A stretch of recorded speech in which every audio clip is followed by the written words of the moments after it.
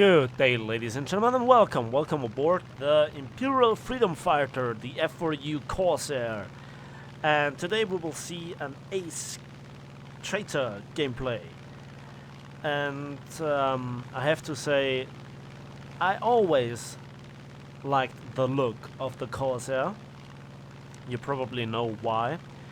And this is the captured version of the American original in service of the Emperor. Let's make him proud.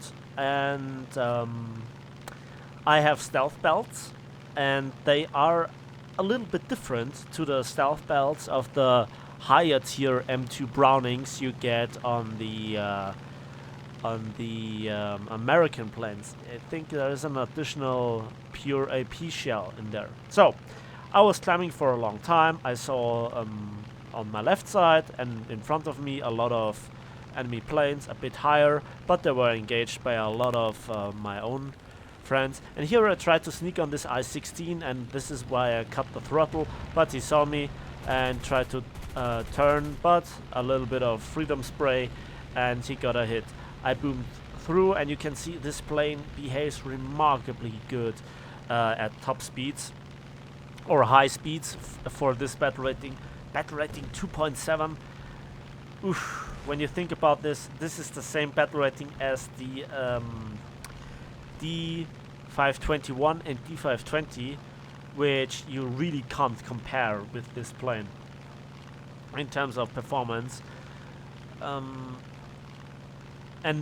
there is so much to actually like about this plane.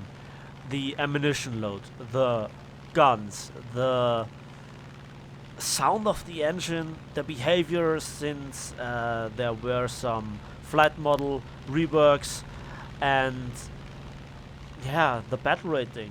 If you ask me, this is a good little premium. So I tried to follow this I-153, but he was taken out by a Kia 44. And I just simply zoomed through, and even an I-16, you know, those pesky little Russian UFO fighters can't follow me here. And I just loop around because I saw that he turned around because he was chased, and let's dive after him. This plane is, you know, very good in boom and zoom attacks and dives. I mean, yeah, it was built for this, but there were many things that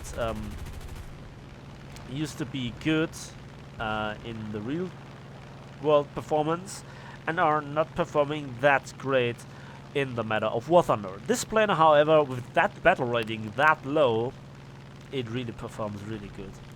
But often people might get impatient because you don't have the alpha damage, so to speak, of, you know, real cannons.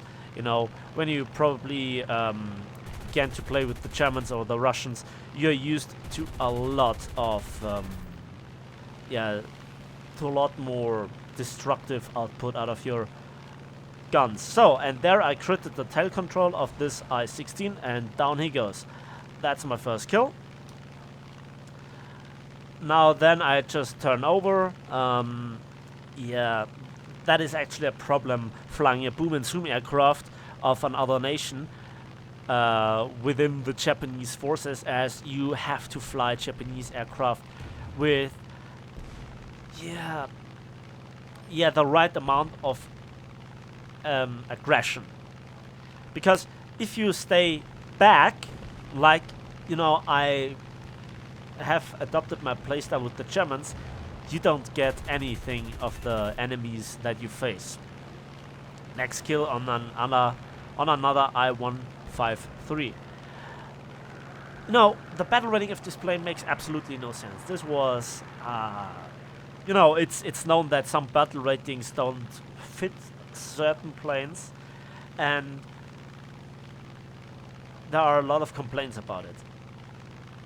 Now, I think that a lot of the issues with battle ratings are also related with, like, certain flight models. You know, when a flight model of a plane, especially a boom and zoomer, is not correct, or you know, other turn fighters that it historically faced are, you know, have buffed or better flight models than they should have, then, you know, over the time, you find that on average, you don't get, you know, the kill to death ratio, I guess, that you need to hold your battle rate in place, right? And so, I guess a lot of players, you know, suffered with the old flight models. But also, you know, a lot of people, especially in American teams, they love to turn fight with Japanese or try to go head on with Germans. And both is, you know, not very smart, to be honest. So, I think there were 3 enemy players left at the time, and I saw 2 contacts in front of me, and this is where I am in, you know, my natural environment, or where I am very, very good for my team, because I'm in a sturdy aircraft. I am above the enemy bombers, which, you know, are famous for taking a lot of hits. And there is one, if you can see it, above my engine. Yeah, there it got red mark. Now, I can spray them all day long. I have a lot of ammunition left, 1,600 rounds for 6 M2 Browning machine guns, wing mounted. I have 500 meters convergence, so I actually can hit from here. And there you can see, yeah, that wing was just shredded and the engine is set on fire. I zoom away or turn around, try to engage the next one.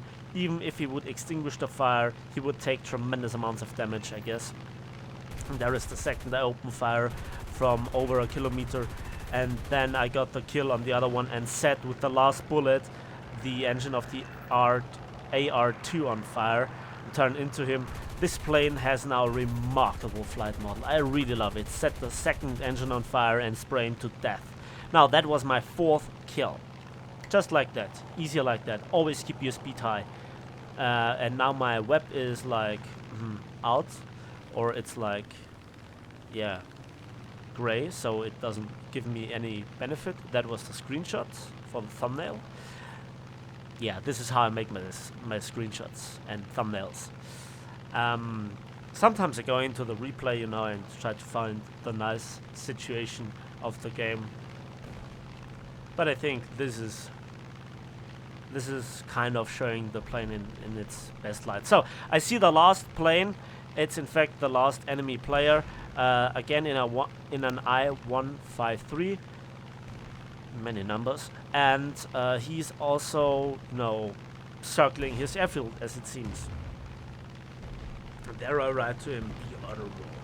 Yeah, it looks like he tries to land, and for a moment I give him the benefit of the doubt that he really wants to land. And there I am, you know, trying out the rudder. If it works, yeah, it works really well, doesn't it?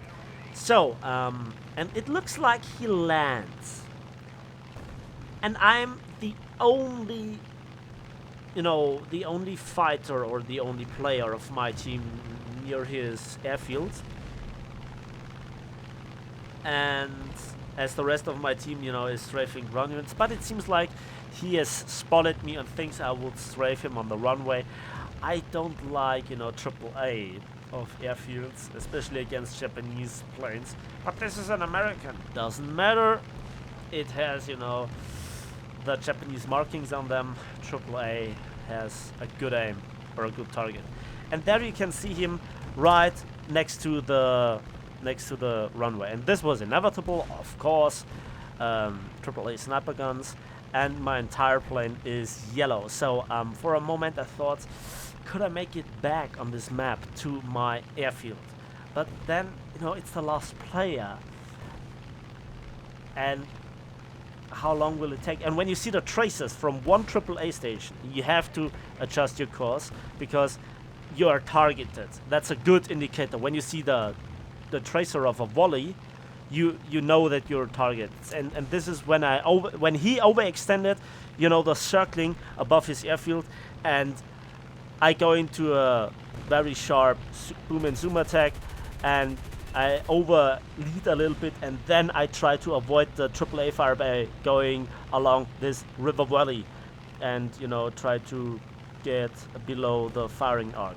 And there you can see the good maneuverability, the nice handling of this plane, despite being, you know, damaged the entire fuselage and wing section. And now the ticker goes down, but you can see AAA still hammers around me a little bit. And yeah, that's the battle. Let's have a quick look at the post-battle results screens, shall we?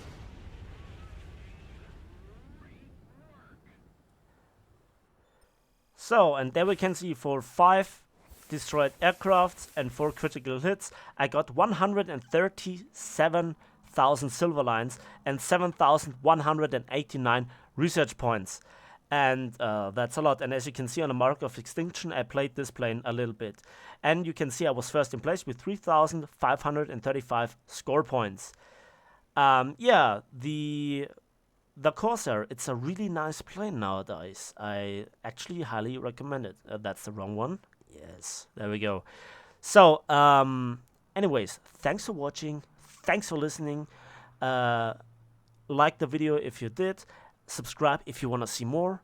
And see you next time on the battlefield.